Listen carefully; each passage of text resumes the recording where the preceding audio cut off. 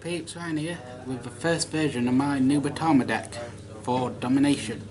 So I've got all my stuff basically now for it, so let's get into it. Starter, Midori, the only starter you really want to use for it. GB1, when a Dominator unit attacks, point to soul, give any unit 3k and you get to draw a card. It's so good actually, I run 2. Especially for against Gear Chronicle, they've got melons, you can fetch it out. And it's fun just using 2. First up, triggers. We have 4 Nori crit. So the Shiranui, 1 Intersoul, draw a card, gain 5k.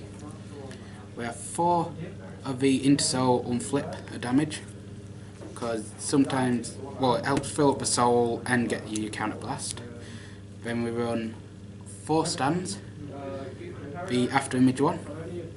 Because if you're drawing cards off a Midori or Genkai, that sort of thing, and you draw this early game, you can easily send it back if you're drawing it on your first stride, since Domination's during your main phase in, so you can call it still. And finally, we have 4 heals, the Fighters Collection one. I do run the G-Guard for it, but only at 1, and we'll get to that later, but since they're not used for anything else, I just went with a shiny art. Right, next up, we have grade 1s, 4 of the Domination PGs. Now you don't get ton flip, but if there's 2 in the drop zone and a dominated unit attacks it, put one of them on bottom of your deck of one hand. So best thing to do, ride it as your first ride, soul blast it off with Genkai, and then guard with 1 early, and you're good set up to go. Next up, 3 Tenrai. Giving your Shiranui Vanguard on your turn your opponent's Vanguard's name, clan, nation and race. And if it's involved in attack, whether boosting or attacking and it hits a Vanguard, send it to soul, make them discard a card. And I have 2 Stride Fodder, old art just because it's a bit shiny. And probably upgrading this one soon and getting more of them. I have 2 Saizu, gains 3k whenever a dominated unit attacks.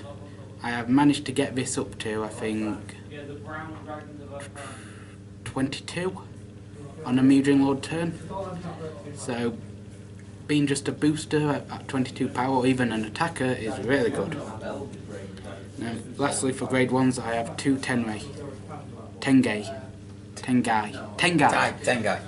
Whenever a dominated unit attacks and it's on field, it gains skill at end of turn, put to soul to countercharge. So just in case I need more countercharging and soul. On to grade 2s, I run 4 10k vanilla, just mainly to try and stop your opponent trying to rush you. And we have 4 Furai, for soul blast 1 core unit from the opponent's drop, and it has to be to an open rear guard, so they can't replace any of their units with it. Fills up field for Mudring Lord turns. And its other skill, whenever a unit attacks it gains 2k, so even when your other units attack, it'll gain 2k. Next up, 3 Genkai. Don't really need 4, because of all the counter blasting the deck mainly requires. But 3 for its skill, whenever dominator units attacking, counter blast 1, soul blast 1, draw a card, and then this guy gains 2k. And since it's not once per turn, you can keep doing it. So your main way to get hand advantage. On to grade 3s. Start off with the lovely common, once I remember the name, Morishige.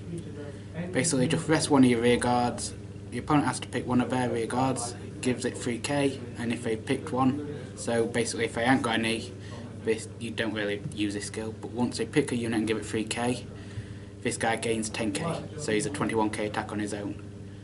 So normally you'd call like a crit down, rest it, and then send that crit to soul. So you're not wasting card advantage. Next up, 1 reprint Shiranui, mainly just in case I need to go into the old GR from Technical Booster, force my opponent down if they have massive hands, so Luard and Blasters. But I don't know how often it'll come up, so I might change it. Don't forget Oracle. Oracle is still a thing. It's not come back yet. Yeah, but you may still face it. And then lastly, 4 Obero. The hot stamps. Basically, beginning of your ride phase, select a unit in your opponent's drop zone and they call it to any rear guard. So I find it best just to call a unit even if you're not going to be using that unit, because they may think you're going to go into Mugin Lord since it's on your ride phase. This is before you even decide to stride or not. So they might call over something which basically just gives you a free retire. And it's other skill, when you stride on top of it, select an opponent's unit, stand it, dominate, give it 4k, and then it can attack any unit. So you can attack a front row or back row, depending on how you feel.